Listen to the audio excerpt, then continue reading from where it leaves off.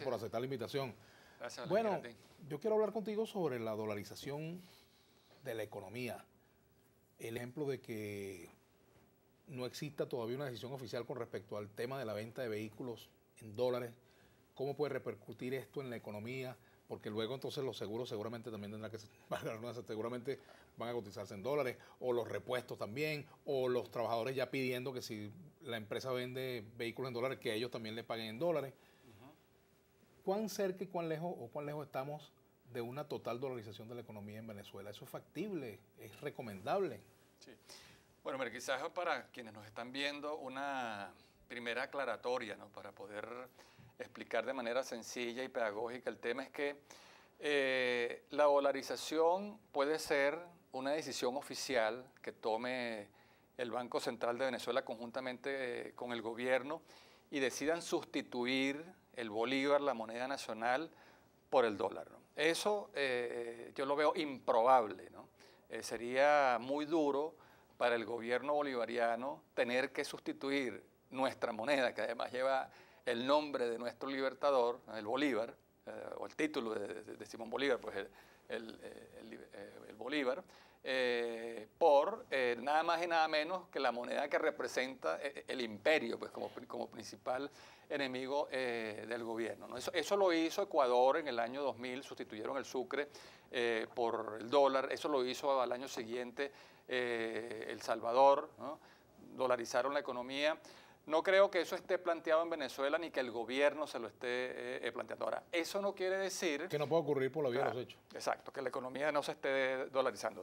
Por la vía de los hechos, la economía se está dolarizando. O sea, cada vez son más los bienes cuyo precio se fija en dólares, o sea, el mercado inmobiliario, el mercado automotriz, el mercado de electrodomésticos, de telefonía móvil celular, productos que tienen un altísimo componente importado, su precio se fija en bolívares, aunque finalmente la operación de compraventa se haga en bolívares. O sea, el precio se fija en dólares, aunque la operación de compraventa se haga en bolívares. Pero el fenómeno de la dolarización está creciendo porque ya no es solamente la fijación del precio, es que también la transacción se está haciendo en dólares. Aunque finalmente en el registro mercantil la operación de la venta de la casa o la venta del vehículo se haga en bolívares, el que vende recibe el pago en dólares y el que paga en dólares. El gobierno no tiene cómo evitar eso. Claro, porque son fenómenos que se dan cuando la moneda de un país se vuelve sal y agua. Que es el caso nuestro. Que es el caso nuestro. ¿Cuál ha sido la depreciación del bolívar en los últimos años, por ejemplo? Mira, en los últimos 2 años, por ejemplo, que ha sido años duros, difíciles.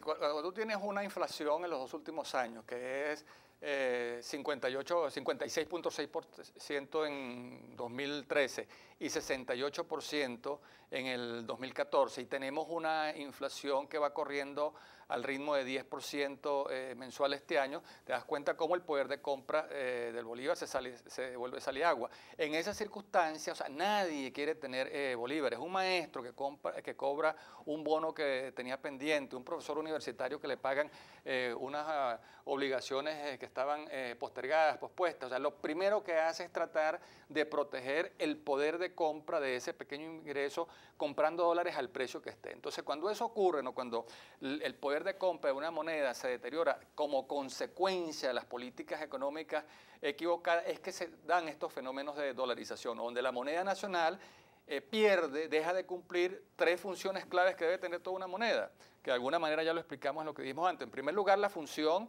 de unidad de cuenta, o sea, para fijar los precios. En segundo lugar, la función de medio de pago. Pues, y en tercer lugar, la de reserva del valor. O sea, nadie ahorra en bolívares cuando le están pagando 10 y 12% anual, cuando la inflación se está tragando el poder de compra de esos ahorros. Pues. Ahora, fíjate, aquí hay algunos comentarios que los hago porque tiene pertinencia, ¿no? La parte de la participación viene después, pero Javier José Lozada, por ejemplo, pregunta, ¿tiene salvación una moneda que pasó de 600 bolívares por dólar a 400.000 bolívares por dólar en 15 años?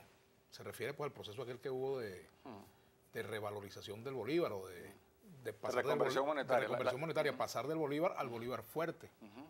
Claro, fíjate, ahí se demostró una vez más que no bastaba con quitarle 3 ceros a la moneda para decir que teníamos un bolívar fuerte. O sea, porque se dejaron vigentes las principales causas que provocan el deterioro, ¿no?, la debacle de una moneda. En primer lugar, hemos tenido en estos años un enorme déficit fiscal, ¿no? El gobierno ha tendido a gastar más de lo que le ingresa justamente a partir de la práctica de un doble presupuesto, ¿no? Más allá del presupuesto que le aprueba todos los años la Asamblea Nacional al gobierno, se instauró la práctica de un presupuesto paralelo a través de los créditos adicionales. Fíjate que este año el presupuesto del año pasado fue de 750.000 millones y ya el país ha gastado más de 1 billón de bolívares. Ahora, el asunto es cómo se financia ese déficit o ese gasto. ¿Cómo ha resuelto el gobierno, cómo ha decidido el gobierno financiar el déficit de PDVSA y el déficit fiscal? Bueno, a través del endeudamiento de la compañía petrolera con el Banco Central de Venezuela, emite unos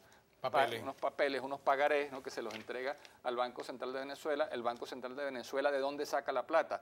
Genera emisiones de dinero que no tienen respaldo en la producción, y entonces al romper ese equilibrio sagrado que debe haber en una economía, que es la cantidad de dinero que circula y la cantidad de bienes que se pueden comprar, o sea, cuando le inyectas demasiado dinero a una economía que está caracterizada por crecientes índices de escasez, estás poniendo mucha plata a buscar pocos bienes y eso entonces dispara la inflación.